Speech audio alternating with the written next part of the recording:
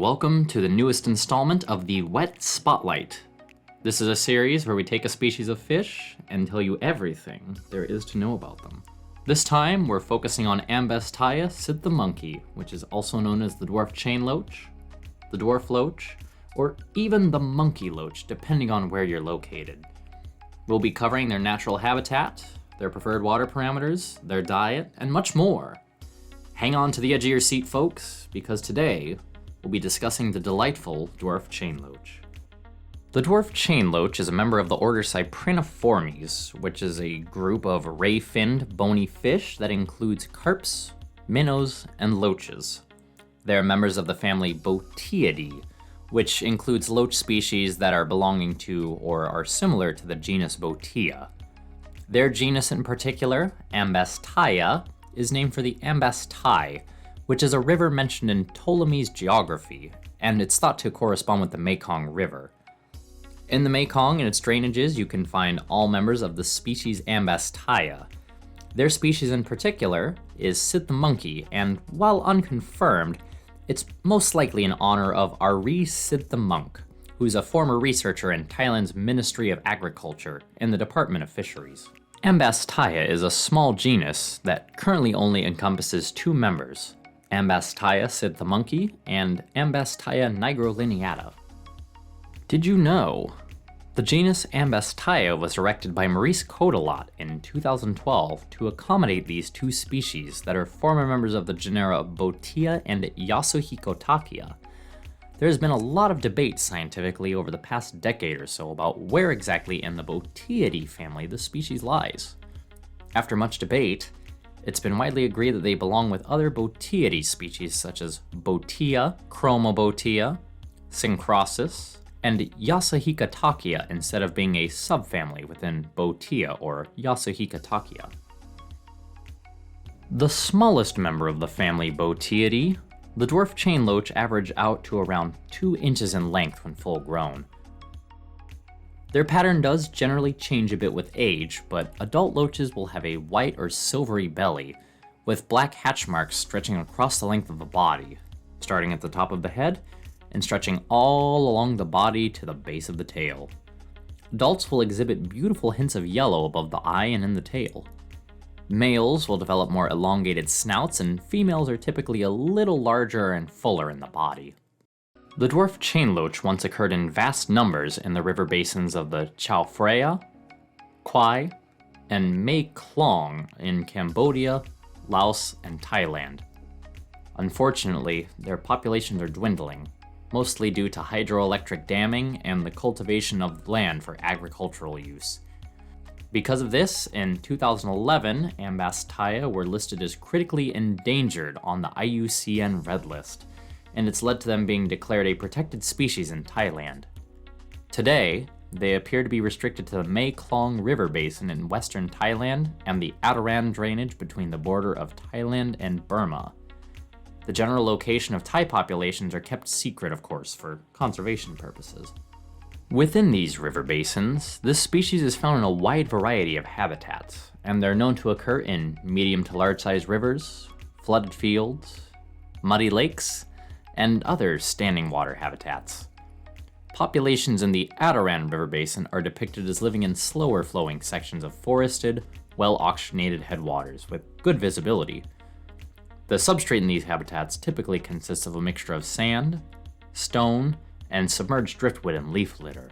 These fish are not at all difficult to keep in captivity, and as long as their aquarium is well established and well oxygenated, dwarf chain loaches lend themselves to a wide variety of aquaria.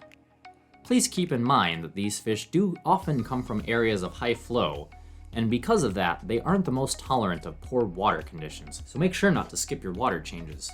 We keep our group in a more naturally styled arrangement, with a power head to provide extra flow, plenty of smooth cobbles to hide in and dart around, and a big open space with lots of sand. These inquisitive animals will explore and hide in any decor you provide them, and you can deter some of their more aggressive behavior by providing a plethora of hidey holes and crevices for them to explore. Be warned though, like many loaches, they often have a habit of squeezing themselves into tight places, so sharp and pointed objects are not necessarily recommended for their tanks. These loaches are very hardy, and we found that they succeed in a wide variety of water parameters. In nature, the pH of the habitats they've been known to inhabit have ranged as low as 5.5 and all the way up to 8.0. Temperatures have ranged anywhere from 70 degrees Fahrenheit all the way to 82 degrees Fahrenheit. Given their generally large range of tolerance to water parameters, they are suited to countless numbers of aquarium conditions, but we do recommend keeping them at around neutral pH of 7.0 and at a temperature stably kept of around 75 to 77 degrees Fahrenheit, just to maximize the variety of tank mates for this fish. Dwarf chain loaches are an excellent fish for almost any community aquarium. Like a lot of loaches, they do have a preference for larger groups, wide open spaces, and lots of crevices and hides, so we do recommend keeping them in at least aquariums of 20 gallons or more. As long as they're kept in appropriately sized groups, we have found them to be exceedingly peaceful, and I have even kept individuals of this species with larger shrimp. Members of the genus Ambastaia are gregarious in nature, and like most bow-teed loaches, should be kept in as large of a group as possible.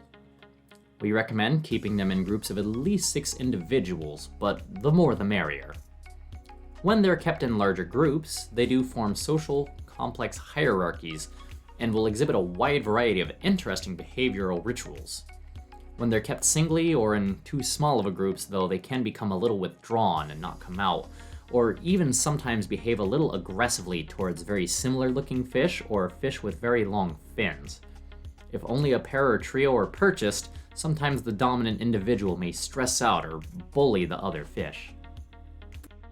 In the wild, these animals are found alongside species in the aquarium hobby such as the Burmese border loach, tire track eel, or Burmese red-tailed Garra.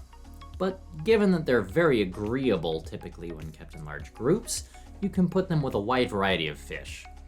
We like to keep ours in this tank with Glowlight Danios, spotted sand Garra, reticulated Siamese algae eater, which are wonderful algae eaters by the way, and of course a variety of hillstream loach species. As mentioned previously, dwarf chain loaches are critically endangered in the wild and a protected animal in their home country of Thailand. You may find yourself wondering, if they're so endangered and protected in the wild, then how come they're so common in the aquarium hobby? Well, fear not! All dwarf chain loaches available today are a product of extensive captive breeding in Asia. Ambastaia sidthimunki are farmed commercially with the use of hormones.